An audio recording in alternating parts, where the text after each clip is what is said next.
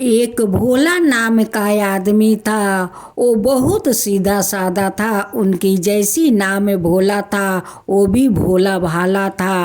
वो अनपढ़ गंवार था। वो पढ़ा लिखा नहीं जानता था। भोला गणेश जी का बहुत बड़ा परम भक्त था। वो गणेश जी का बहुत सेवा करता था, बहुत पूजा पाठ करता था। भोला अपना घर से कहीं बाहर जाता है। एक आदमी का गाय कहीं चले गए थे। वो आदमी कहता है कि भैया, मेरा गाय को इस रास्ते से जाते हुए देखा। वो भोला कहता है कि मैं तो आपका गाय नहीं देखा, गणपति देखे होंगे। कह कर भोला फिर रास्ता चलने लगा। जात जात एक और आदमी आया और उनसे पूछने लगा कि भैया, आप सेठ जी का देखा है? वो कहता है कि सेठ जी को तो मैं नहीं देखा है, गणपति देखे होंगे। फिर कहकर भोला वहाँ से चल देता है। जात जात भोला गणेश जी का मंदिर पहुंच जाता है और वहाँ पर पहुँच कर 2 लड्डू गणेश जी को चढ़ा देता है और कहता है कि गणपति जी, आप इस लड्डू को भोग लगा लीजिए। और वो भोला पूजा पाठ करके फिर वहाँ से चल देता है। जब भोला घर आता है तब भोला का पत्नी कहती है कि गीता के पिताजी, देखिए गीता तो बहुत बड़ी हो गई, विवाह जोग हो गई है। कब तक हम लोग सियान लड़की को घर में रखेंगे? कहीं घर बर देखिए। भोला कहता है कि घर में तो 5 पैसा भी नहीं है। बेटी का शादी करने के लिए तो पैसा चाहिए।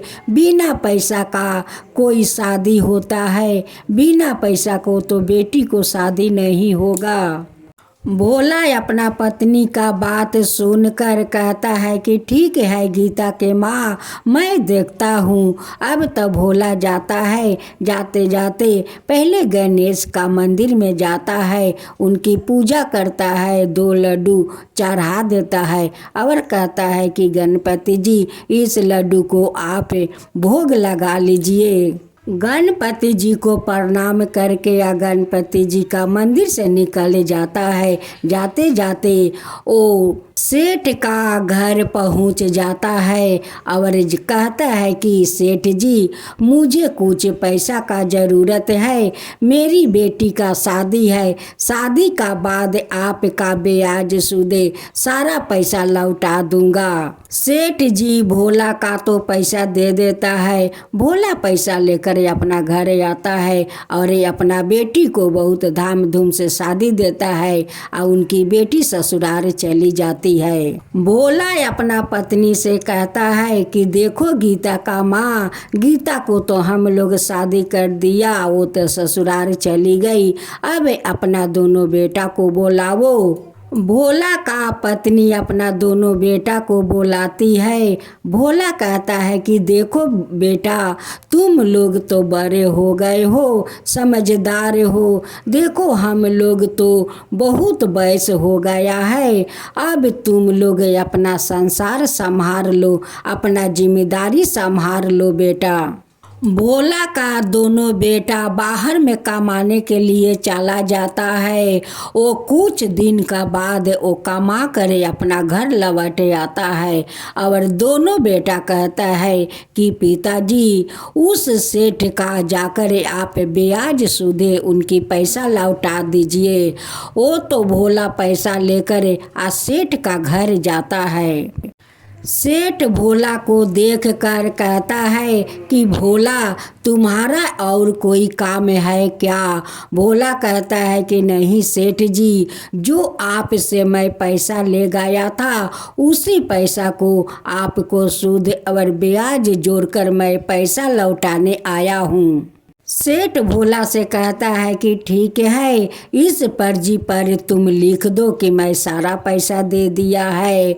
भोला कहता है कि सेठ जी, मुझे तो पढ़ा लिखा आता नहीं है, मैं तो अनपढ़ हूँ, आप उस पर्ची पर लिख दीजिए। सेठ उस पर्ची पर सारे पैसा ब्याज सूदे लिख लेता है, लेकिन उस पर्ची भोला को हाथ में नहीं देता है।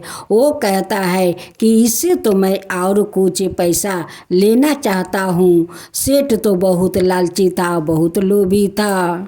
जितना पैसा भोला उस सेठ को दिया था, सेठ तो उस पर्ची पर लिख लिया था और लिख कर उस पर्ची को छुपा देता है और दूसरा पर्ची पर पैसा लिख कर और उस भोला को धरा देता है। भोला उस पर्ची ले जाकर अपना गणपति जी को सामने रख देता है और गणपति जी को प्रणाम करके कहता है कि गणपति जी, मेरा पर्ची तो आपका सामने रख दिया है।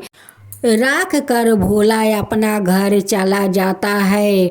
उस सेठ एक दूसरा आदमी को बैठाता है कि जाओ, भोला से जितना पैसा दिया है सारा ब्याज सहित पैसा ले आना।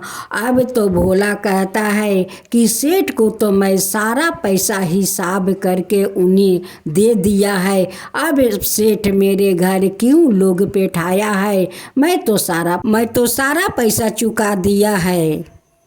भोला सेठ जी का घर जाता है। जाते समय पहले गणपति जी को प्रणाम करता है, तब जाकर सेठ को घर जाता है और सेठ जी से कहता है कि सेठ जी, आपका तो सूद ब्याज जोड़कर मैं सारा पैसा लौटा दिया है, फिर भी आप क्यों दूसरा आदमी को बैठाया। सेठ जी कहते हैं कि देखो भोला, तुम झूठ मत बोलो, अभी तक तुम मेरा पैसा लौटाया नहीं हो, आया कर कहते हो कि मैं सारा पैसा लौटा दिया है। देखो, अगर तुम मेरा सारा पैसा नहीं लौटाया तो तुम पर मैं मुकदमा जाहिर कर दूंगा, तुम्हें जेल में ढुकवा दूंगा। भोला कहता है कि जो भी करना है आप कीजिए सेठ जी, मेरा गवाह तो गणपति जी है, मैं तो आपका सारा ब्याज और सूद सहित पैसा दे दिया है। सेठ जी भोला के नाम केस कर देते हैं। केस करने के बाद कोर्ट से उन्हें वारंट निकलता है भोला का नाम से। एक सिपाही वारंट लेकर भोला का घर जाता है और कहता है कि भोला, तुम्हें आज कोर्ट में पेश होना है। भोला घर से कोर्ट जाने के लिए निकल जाता है। कोर्ट जाने से पहले गणपति जी को मंदिर में जाता है और गणपति जी से हाथ जोड़कर कहता है कि हे गणपति जी, मेरे लाज आपका हाथ में है। गणपति पापा मोरिया, गणपति पापा मोरिया, गणपति मूर्ति मोरिया। गणपति जी को प्रणाम करते हुए वो कोर्ट में पहुंच जाता है। भोला को कटघरे में खड़ा कराया जाता है और जज भोला से पूछता है कि भोला, तुम जो सेठ से रुपया उधार लिया आज तक क्यों नहीं लौटाया। भोला कहता है कि जज साहेब, मैं तो सेठ जी का सूद ब्याज सारा पैसा तो मैं लौटा दिया। सेठ कुर्सी पर बैठकर कहता है कि नहीं जज साहेब, ये भोला झूठ बोल रहा है, भोला अभी तक मेरा पैसा नहीं लौटाया है। जज कहते हैं कि अडर तुम्हें भी मौका मिलेगा, तुम्हें इस कटघरे में आकर खड़ा होकर बोलना होगा।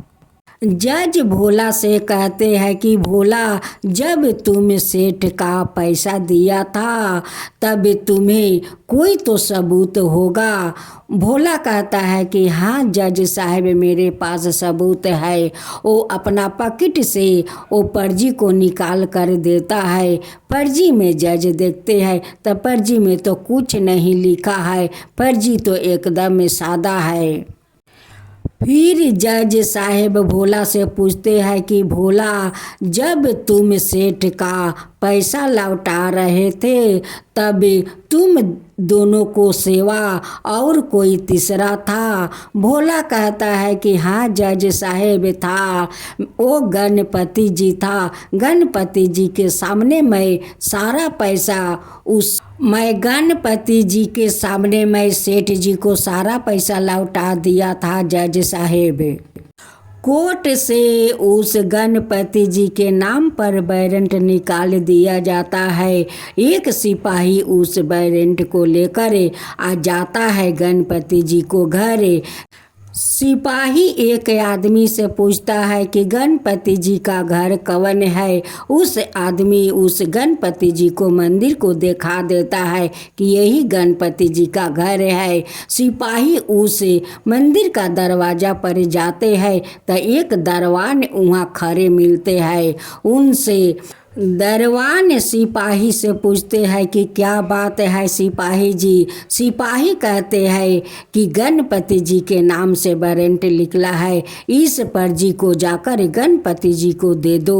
वो दरवान ले जाकर पुजेरी को हाथ में देता है। पुजेरी उस पर्ची को देखकर कहता है, पुजेरी जी कहते हैं कि ये कैसा लीला है कि एक पत्थर का मूर्ति का वारंट निकला है, उन्हें कोर्ट में जाना होगा। एक पत्थर का मूर्ति कोर्ट में जाएंगे। पुजेरी गणेश जी से कहते हैं कि हे गणपति जी, देखिए वो भोला तो आपका बहुत बड़ा परम भक्त है, आपको बहुत सेवा करता है, उनकी लाज राख लीजिए हे गणपति जी, उनकी लाज राख लीजिए।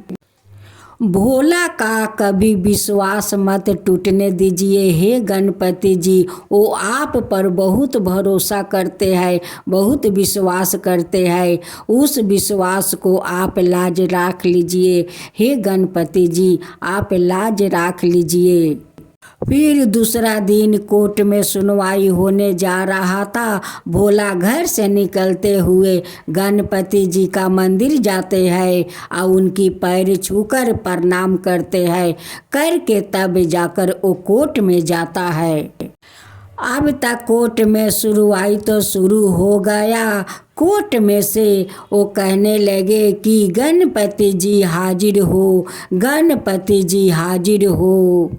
अब तो गणेश जी बूढ़ा का रूप धारण करते हुए हाथ में एक लाठी लेते हैं और चीरे धोती चीरे कुर्ता पहनते हैं, माथे में एक गमछा लपेटते हैं, रुद्राक्ष का माला पहनते हैं, माथे पर एक लंबा तिलक लगाते हैं और लाठी का सहारा लेते हुए अदालत में जाते हैं। अब तो जज उस बुजुर्ग को देखते रह गया कि मैं ऐसा बुजुर्ग आज तक कभी नहीं देखा। इनकी माथे पर तो चमक अजीब है, माथे पर लम्बा तिलक है, गले में रुद्राक्ष की माला है, ये तो अजब। जज कहते हैं कि अच्छा गणपति जी आप बताइए कि इस भोला सेठ जी को आपके सामने सारा पैसा लौटाया है? वो गणपति जी कहते हैं कि हाँ। गणपति जी कहते हैं कि जज साहेब, जब भोला पैसा लौटा रहा था उस समय मैं ही थी वहाँ पर। गणपति जी कहते हैं कि जज साहेब उस सेठ से आप पूछिए कि उनके घर में 3 खंदे का एक संदूक है या नहीं। उनकी संदूक के अंदर एक लाल कपड़े में लपटे हुए एक खाता है कि नहीं। गणपति जी कहते हैं कि जज साहेब उस खाता को आप मंगवाइए, आपका सारा सबूत मिल जाएगा। जज जी कहते हैं उस सेठ जी का कि देखिए सेठ जी, आप मेरे सिपाही को चाबी दे दीजिए, आपका घर जाकर वो खाता ले आएंगे। सिपाही चाबी लेकर सेठ का घर जाता है और उस तिजोरी खोलकर उस तिजोरी में एक लाल कपड़े में लपेटे हुए खाता था। उस खाता को लिया कर अदालत में पेश करता है। ये सब देखते हुए जज बहुत आश्चर्य में पड़ जाते हैं कि इस बुजुर्ग को कैसे पता है कि सेठ का घर में 3 कंधे का संदूक है और उसी संदूक में लाल कपड़े में उस खाता लपटे हुए है। ये तो कोई साधारण बुजुर्ग नहीं लगते हैं, ये तो कोई शक्तिशाली है। उस खाता से एक पर्ची निकलता है, जिस पर्ची में भोला सारे सूद ब्याज सहित पैसा लौटाया था, उसमें सारा लिखा था।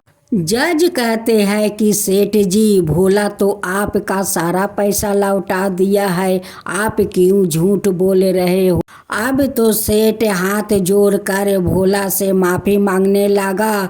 जज कहते हैं कि सिपाहियों, इस सेठ जी को जेल में ढुका दो, आप भोला को इज्जत शर्माने कोर्ट से बाहर किया जाए। भोला इज्जत सम्मान के साथ अपना घर लौट आए और सेठ जी का जेल हो गया। जज जी सिपाही से कहने लगे कि सिपाही, मुझे उस बुजुर्ग से मिलना है, उसके पास मुझे ले चलो। सिपाही लेकर उसके घर जाते हैं। रास्ते में एक बच्चा खड़ा था। उस बच्चा से पूछता है सिपाही कि गणपति जी को घर कहाँ है। उस बच्चा इशारा से बताता है कि यही तो गणपति जी का घर है। वो जज और सिपाही उस मंदिर का अंदर जाते हैं और उस बुजुर्ग को देखते हैं। देख कर जज तो बहुत आश्चर्य में पड़ जाते हैं कि जो बुजुर्ग उस अदालत में जाकर गवाही दिया था, ठीक वैसे ही ये इस बुजुर्ग भी है। उस बुजुर्ग कहते हैं कि जज साहेब, आपको किससे मिलना है। वो कहते हैं कि मुझे तो गणपति जी से मिलना है। वो बुजुर्ग दिखाते हैं कि गणपति जी तो आपका सामने ही है, देख लीजिए, यही पर तो गणपति जी है, यही तो पत्थर का मूर्ति गणपति जी है। उस जज ने कोर्ट का कार्रवाई छोड़कर गणपति जी का भक्त बन गया। गणपति पापा मोरिया, गणपति पापा मोरिया, मूर्ति गणेश मोरिया, मूर्ति गणेश मोरिया, गणपति पापा मोरिया। लड़कन के हाथी गोरा, बुरवन के पाल की, जय गणेश लाल की, जय गणेश लाल की।